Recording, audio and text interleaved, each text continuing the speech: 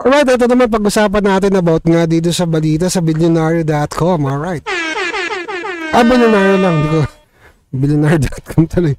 Alright, pag-usapan natin to. Ito nga sa impeachment complaint laban nga dito kay VP Inday Sara. Ito. Panoorin doon natin yung balita. Hindi sang-ayon ang mayorya ng mga Pilipino sa impeachment ni VP Sara ayon sa survey. Sa gitna ng issue, bumaba rin daw ang satisfaction rating ni PBBM. Paano hindi bababa? Madami ng galit kay PBBM. Di ba? Yung presidenteng walang ginawa kundi mag-travel. Tapos sabi, madami tayong investor. Patuloy. Detalye sa agenda report ni Hannah T.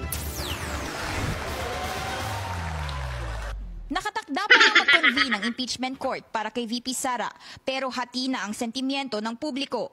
Sa kabila nito, naniniwala ang ilang mambabatas na magbabago pa ang pananaw ng karamihan sa oras na umusad na ang paglilitis. Siguro hindi rin sasabi natin at makikita at maliliwanagan ng mga kababayan natin kung ano talaga ang laman nitong impeachment complaint. Batay sa WR News. Alam mo, ito si Joel Chua, si congressman. Hindi mo malaman kung ano eh.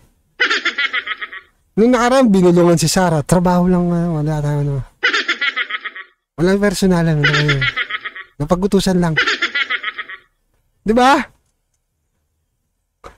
Alam niyo, pagtapos ko na itong may election na to, ako nagsasabi sa inyo, maraming babalibag na congressman. Madami yung abangan mo natin yan. Lalo-lalo dito sa Maynila. May mga mawawalang congressman. Hindi ko sinasabing lahat.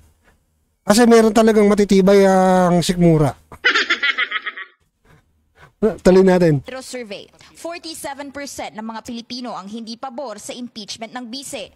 33% ang sumusuporta. Hindi kami naniniwala dyan. 20% ang walang opinyon. Baka 99%. Suporta kay Duterte sa Mindanao, kung saan 66% ang kontra sa impeachment.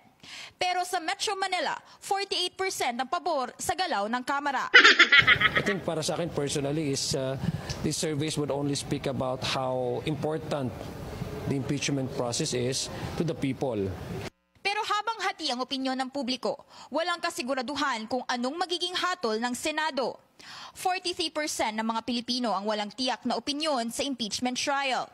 34% naman ang naniniwalang dapat siyang mapawalang sala, habang 23% ang gustong mapatalsik siya sa pwesto. Ang kailangan lang naman natin gawin natin kung ano yung talagang naatas sa atin na responsibilidad ng naayon sa saligang batas. At habang inaantabayanan ng impeachment, mas lumalaki raw ang sentimiento ng publiko laban sa Administrasyong Marcos, batay sa survey. Mula 45% kasi, nasa 30.1%.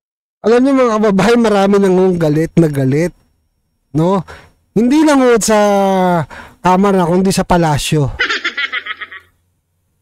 Hindi, nakikita niyo naman sa social media, hindi ho tayo magsisinungaling. Nakita niyo, di ba? So, hindi yun basta-basta. Yung mga sinasabi ng mga kababayan natin, nagko-comment. Kasi kung may mag-comment man doon sa kanila, troll. Tuloy. % na lang daw ang kontento sa pamamahala ni PBBM. 43% naman ang hindi nasisiyahan sa kanya. Pinakamataas ang disapproval ratings sa Visayas at Mindanao. Pero bumaba rin ang ratings ni VP Sara. Mula 47%, nasa 41% na lang ang kontento sa kanyang pamamahala. 29% ang hindi nasisiyahan, habang 30% ang undecided. Alam niyo mga kababayan, no? Yung sinasabi nila nito, may halong to eh. Hindi natin sinasabing hindi pero nakikita naman ho natin pagdating mo sa social media. 'Di ba mga kababayan? Nakikita naman ho natin sa social media, 'di ba? Kung gaano dumugin ang isang VP Inday Sara. Paano siya dumugin? Wala ho siyang pinamimigay. Wala ho siyang pinamimigay na kahit na diba? Tapos wala man lang, yung, alam mo yung, walang, kabog-abog, bigla na lulutang sa isang lugar, diba? Magbibisita. Wala namang, setup na, 30-30. Di ba sinabi ni Mayor Magalong, 30-30. So, 90 yun. 90 million. Walang ganun. Para dumugin siya. Eh, samantalang to mga congressman na to, di ba? O sino nga daw yung nag-set up, di ba? Panoorin yung video ni Mayor Magalong. Meron 30-30 na nangyayari. Si BP Inday, wala. Rockstar ang dating ni BP Inday. Diba? Parang ito si Yorme. Kung saan lumapag, rockstar. Diba? Pero sa akin lang, bilang supporter ng Duterte, bilang diba? Taga Manila rin, na supporter ni Mayor Isko. Baka, diba? Sila yung sagot. Sila yung sagot sa tinatawag nating liwanag sa dilim. Bakit liwanag sa dilim? Ang daming madilim na area na. Kawal pindot. Di ba? Madaming madilim na area. Grabe na yung ngayon, yung droga. Garapala na sa social media. Di ba? Nakita nyo? Di ba? Talagang pinopost pa sa social media. Grabe na rin yung patayan ngayon. Kaya nga ito pinipilit namin na ibangon yung Maynila at baguhin ang Maynila. Hindi man natin magawa sa buong bansa sa ngayon, at least yung Maynila man lang maging safety. Tsaka yung Davao. Habol tayo sa di ba? Di ba pagandahin natin yung natin, mga syudad. Lagay natin yung ibalik yung sana yung kapanatagan naming mamamayan. Kapanatagan na hindi kami nag-aalangan maglakad sa gabi.